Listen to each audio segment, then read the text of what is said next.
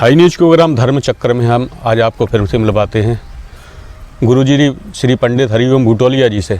एक और देश में आज धर्मकुल और सनातन धर्म को लेकर भिन्न भिन्न प्रकार की बातें चल रही हैं, अपने अपने तर्क दिए जा रहे हैं। वहीं बागेश्वर धाम के धीरेन्द्र कृष्ण शास्त्री जी को लेकर वह अपने आप में सनातन धर्म के रक्षक बता रहे हैं। इसको लेकर विरोध भी हो रहा है, सपोर्ट भी हो रहा है, लेकिन वास्तविक में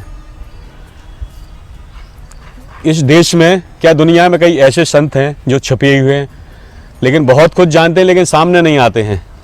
और एक गुरुजी हैं भूटोलिया जी, उनका ज्ञान जो है बिना देखे सब कुछ बताते हो, क्या इतना असीम है, लेकिन फिर भी वह सामने नहीं आना चाहते हैं दुनिया के, ना किसी विवाद में पढ़ना चाहते हैं। तो आज मिलिए, नवदुर्गा का तृतीय दिन है, गुप्त नवदुर्गा का।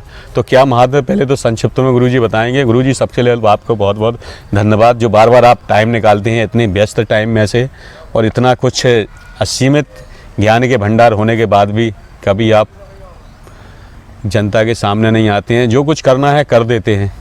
जय माई की अशोक जी। जय माई की भाई साहब। हाई न्यूज़ के सभी दर्शकों को गुप्त नवरात्र के शुभकामनाओं के साथ मैं सर्वप्रथम आपके चैनल के माध्यम से ये बताना चाहता हूँ कि गुप्त नवरात्र जगदम्बा की साधना के लिए, माई की आराधना के लिए बहुत श्रेष्ठ समय होता है। इंसान अपनी सभी प्रकार की मनोकामनाएं ईश्वर की साधना से पूर्ण कर सकता है। जैसे दुर्गा सप्तशती लगभग सभी लोग जानते हैं जी कि दुर्गा सप्तशती का पाठ होता है माई की आराधना में। अब दुर्गा सप्तशती में पहले तो ये जान लें कि दुर्गा सप्तशती उसका नाम क्यों है जी। एक्चुअल में दुर्गा तो जगदम्बा को कहते हैं, सप्त माने 7 होते हैं, सती माने 100। 700 श्लोकों से जो दुर्गा की आराधना की जाए उस ग्रंथ को दुर्गा सप्तशती कहते हैं। बहुत अच्छा। उसमें कुल 13 अध्याय हैं जी। अब उन 13 अध्यायों का अपने आप में प्रत्येक अध्याय का अलग अलग महत्व है। मैं आज आपको बहुत सूक्ष्म तरीके से उन 13 अध्याय के फल का मैंने बताना चाहता हूँ आपके माध्यम से आपके दर्शकों को, कि इसको बड़े गौर से सुने, समझें और अपने जीवन को धन्य करें जी। जैसे कि प्रथम अध्याय दुर्गा सप्तशती का हर प्रकार की चिंताओं से मुक्त कर देता है। किसी प्रकार की चिंता, शोक इससे मुक्ति के लिए प्रथम अध्याय का माने पाठ होता है। द्वितीय अध्याय मुकदमा, झगड़ा, किसी भी प्रकार की विजय पाना, जैसे चुनाव आ रहा है जी, तो चुनाव में हर किसी को जीत चाहिए, जबकि जीतना किसी एक को है, किंतु कामना इच्छा तो रख सकते हैं ना। तो ईश्वर की कृपा से आदमी चाहे कोई भी तो इसका अनुष्ठान करवाए या स्वयं करे। तो द्वितीय अध्याय से हम झगड़ों में, कोर्ट के मुकदमों में, चुनाव में, प्रतियोगी परीक्षाओं में इत्यादि विजय प्राप्त कर सकते हैं। तृतीय अध्याय किसी भी प्रकार से आपको शत्रु परेशान कर रहे हो, उन शत्रुओं से छुटकारा पाने के लिए, मुक्ति पाने के लिए तीसरे अध्याय में इसका माने उल्लेख है। तृतीय अध्याय से शत्रुओं से छुटकारा का उल्लेख है, किंतु इंसान को भली भांति इस बात का ज्ञान होना चाहिए कि हमारे शत्रु कौन है जी। शत्रु कोई मनुष्य नहीं होता, शत्रु सबसे पहले हमारे विचार होते हैं। रोग हमारा शत्रु है, भय हमारा शत्रु है, दरिद्रता हमारी शत्रु है, ऋण हमारा शत्रु है। तो शत्रुओं के विभिन्न प्रकार हैं। उन शत्रुओं से मुक्ति प्राप्त करने के लिए तृतीय अध्याय का पाठ करना चाहिए। चतुर्थ अध्याय भक्ति, शक्ति तथा दर्शन के लिए। जी ईश्वर में आपकी आस्था बनी रहे, हम उस ईश्वर के प्रति अपनी भक्ति सदैव दिखाते रहें, सदैव अपने भक्ति मार्ग पर चलते रहें, हमारे मन में आस्था रहे उसके लिए। इसके लिए चतुर्थ अध्याय का उल्लेख है। पंचम अध्याय का भी यही फल है, भक्ति, शक्ति, दर्शन। तो किसी भी प्रकार की आराधना में जब तक आप भक्ति को नहीं अपने मिलाएंगे, सिर्फ स्वार्थ ही मिलाएंगे, तो उसका पूर्ण फल प्राप्त नहीं होता है। तो भक्ति परम आवश्यक है। जी छठे अध्याय में सभी प्रकार का डर, किसी भी प्रकार का शकी होना या शक, जैसे हम चले जा रहे हैं तो हमें मन में एक भय या शक कि कोई वाहन आ रहा है सामने से, वो हमें टक्कर ना मार दे, जी हम घास फूस कहीं है तो यहाँ से कोई सांप ना निकल आए, इस प्रकार से जो भी हमें मृत्यु के डर सताते हैं वो छठे अध्याय से समाप्त हो जाते हैं। सप्तम अध्याय हर प्रकार की कामना पूर्ण के लिए कहा गया है। इसके बारे में हमारी जो भी मन में कामना होती है उस कामना में सप्तम अध्याय का विशेष योगदान होता है। इसी प्रकार से अष्टम अध्याय ये मिलाप, या उसे दूसरे शब्दों में कह दो वशीकरण, जी उसके लिए इसका पाठ बहुत ही उपयोगी है।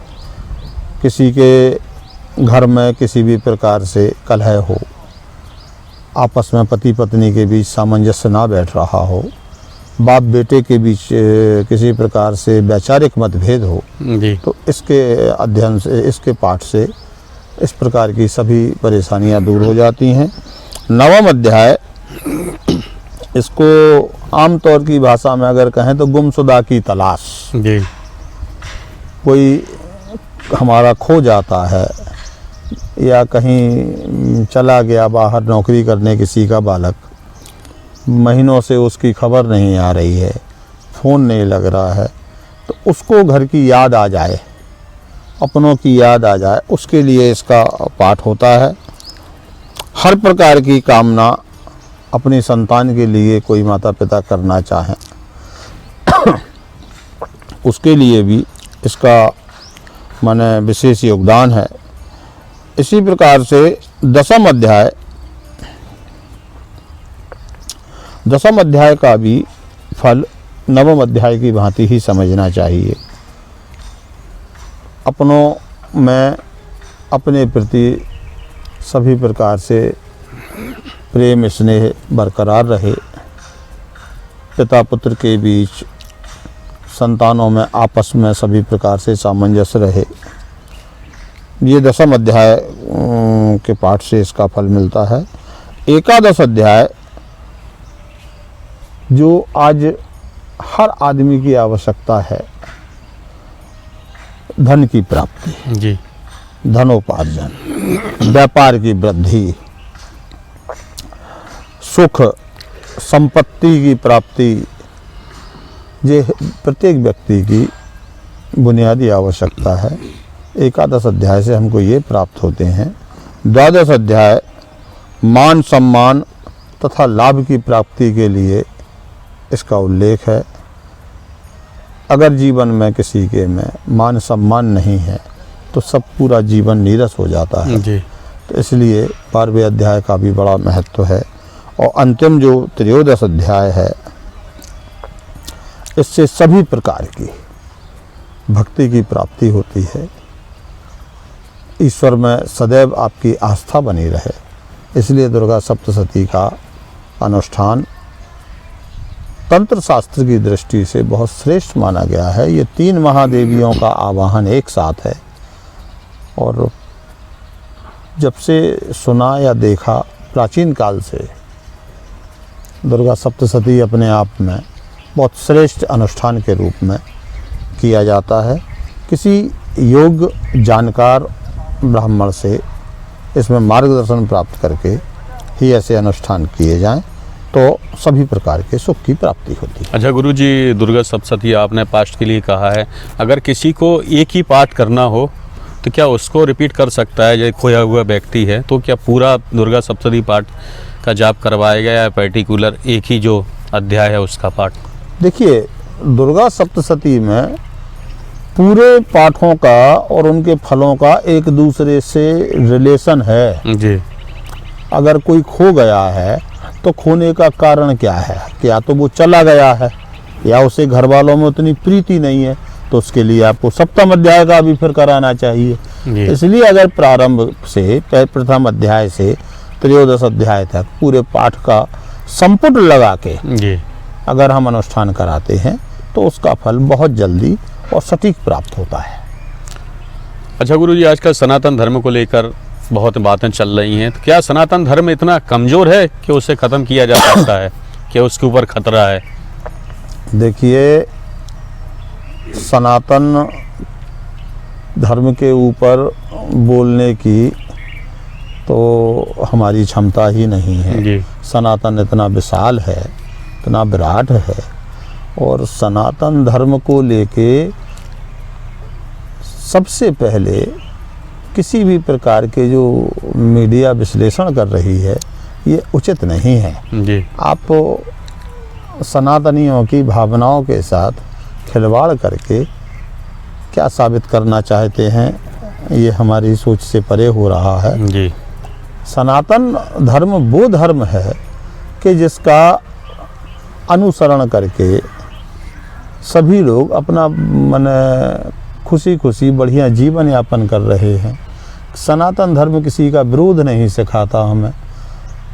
आप किसी भी चीज़ में खुश रहें, लेकिन सनातन की बुराइयां तो ना करें, ये उद्देश्य होना चाहिए। नहीं, लेकिन आजकल तो प्रचलन में आ चुका है, पब्लिसिटी स्टंट बन चुका है कि कुछ अगेंस्ट इसका बोल दो, कभी रामायण के खिलाफ, कभी को जो भी सनातन धर्म से संबंधित ग्रंथ हैं उनके खिलाफ। देखिए, अब रामायण तो आम आदमी कहता है, पढ़ता कोई नहीं है। रामचरितमानस जरूर लोगों ने पढ़ा होगा।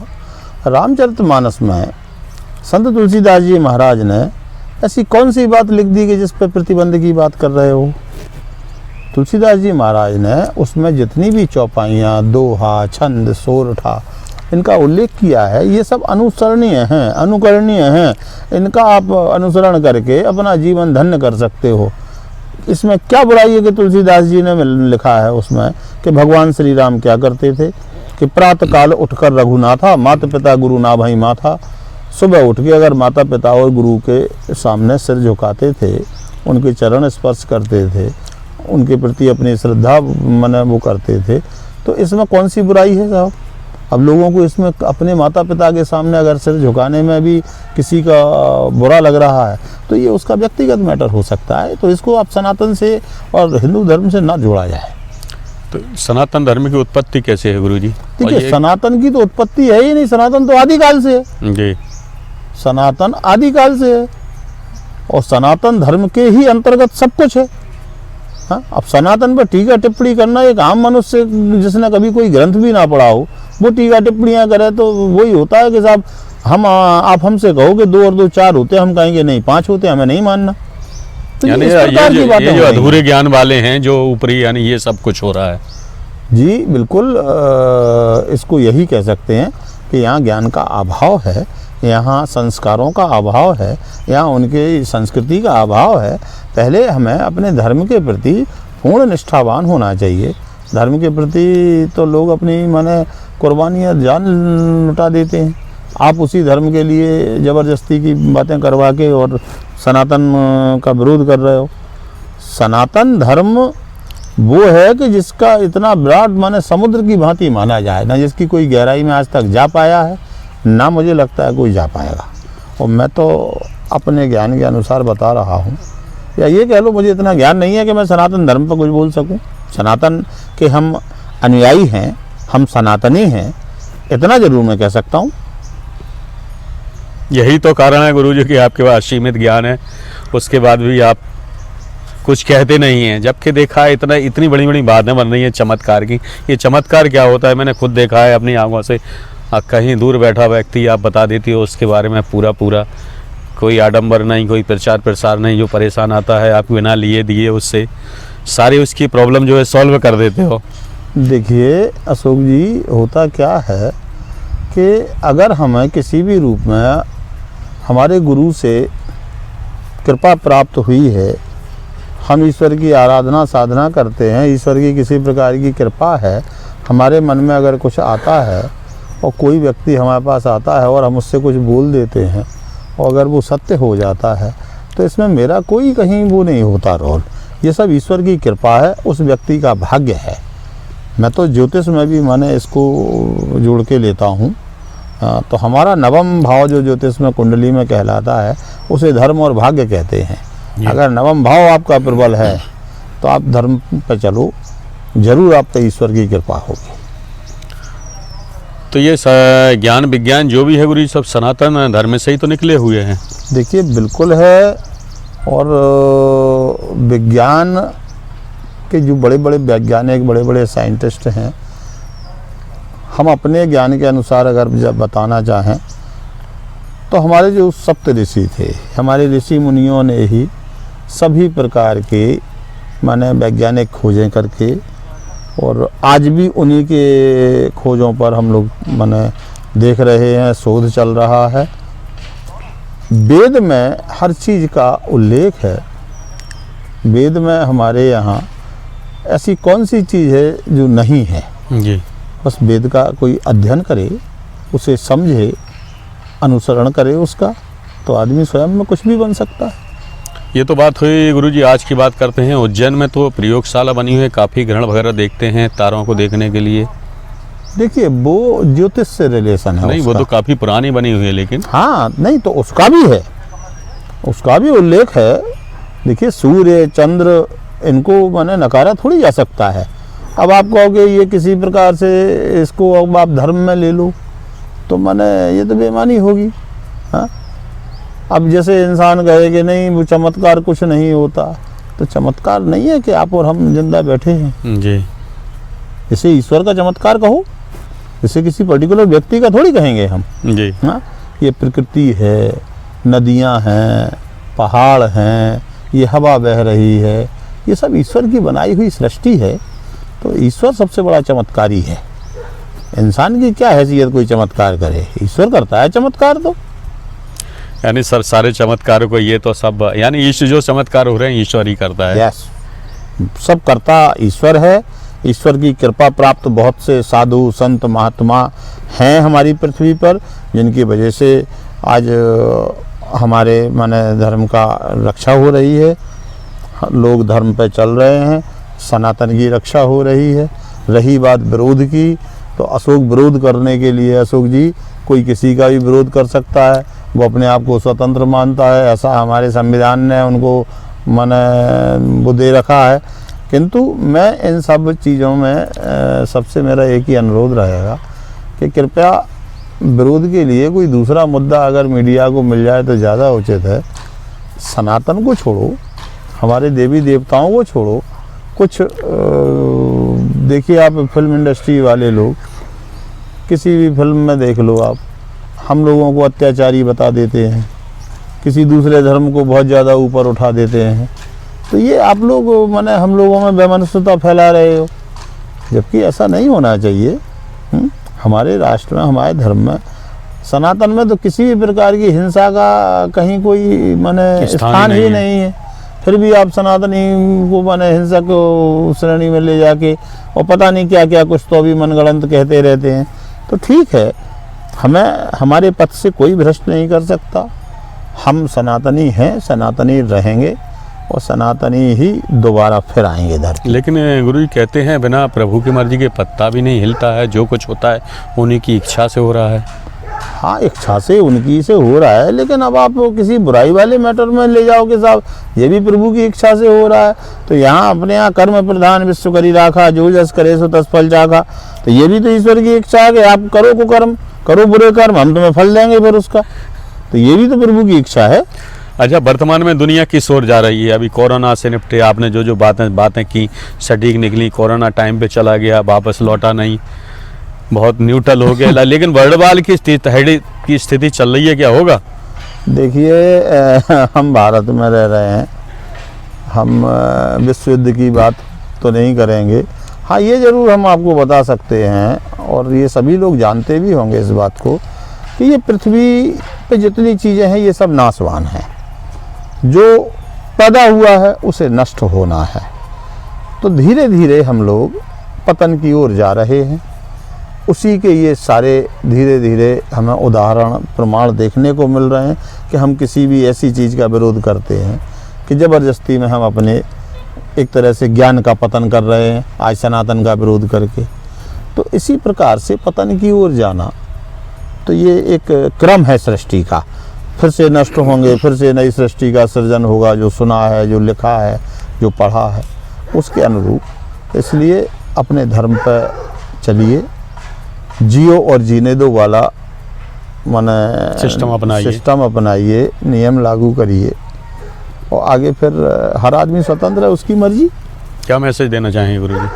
मैसेज मेरा यही है आपके चैनल के माध्यम से कि सभी लोग अपने धर्म का अनुसरण करें, अनुकरण करें, धर्म की रक्षा के लिए सदैव तत्पर रहें और ईश्वर को मानें। ज़बरदस्ती को माने किसी भी चीज़ को तूल ना दें, हवा ना दें। सनातन धर्म बहुत प्राचीन प्रारंभ सनातन से ही है, तो हम सनातनी हैं और धर्म की जय हो, अधर्म का नाश हो, प्राणियों में सद्भावना हो और विश्व का कल्याण हो। ऐसी भावनाओं के साथ जय माई की। ये थे गुरुजी पंडित हरिओम बूटवाली। उन्होंने सीधा सीधा इशारा कर दिया है, साफ तो नहीं कहा है कि दुनिया पतन की ओर जा रही है, इसलिए सनातन धर्म पे कायम रहें। ये जो अभी वर्तमान में वर्ल्ड वार की स्थिति बन रही है रशिया और यूक्रेन के साथ, वो बहुत ही विध्वंसक मोड़ पर है। जो चीज़ें बनी हैं उनका यूज़ तो होगा। गुरुजी ने इशारा कर दिया है, साफ साफ कहना नहीं चाह रहे, यानी आने वाला वक्त बहुत कठिन है और हो सकता है कि ये दुनिया के लिए बहुत बड़ा खतरा साबित हो, क्योंकि अभी आने वाले दिनों में जैसा गुरुजी ने इशारा किया है 1-2 महीने के अंदर बहुत कुछ होने वाला है। हाई न्यूज़ भोपाल से अशोक श्रीवास्तव। मिलते हैं गुरुजी से ऐसे ही किसी अन्य प्रोग्राम में। धन्यवाद। जय माई की। जय माई की। आप तो अपने तो आए थे, आप आदि। जब झोंक लगा सुगंध उड़ी, मुंह में पानी और भूख बढ़ी, बढ़ाए हर व्यंजन का स्वाद, मिला है इसमें माँ का प्यार। गोविंद मसाले जो खाने में डाले हैं, आपस में अपनों का प्यार बढ़ा दे रे। गोविंद मसाले, मसाले जो रिश्ते बनाए।